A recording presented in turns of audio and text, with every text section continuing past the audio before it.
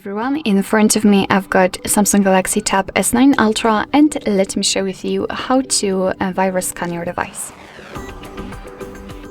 So first of all, let's enter the settings, and in this left section we have to scroll down in order to find the battery and device care. Now let's tap on this device protection, which is, as you can see, turned off. So let's tap on it and tap on turn on.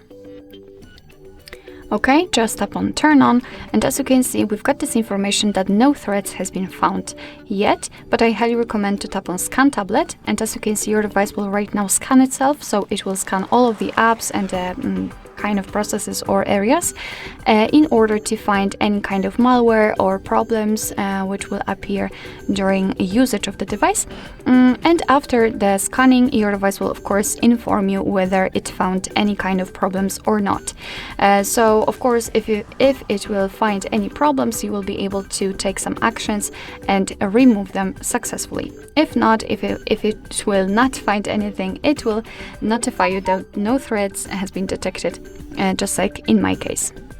Alright, so that will be all. Thank you so much for watching. I hope that this video was helpful, and if it was, please hit the subscribe button and leave the thumbs up.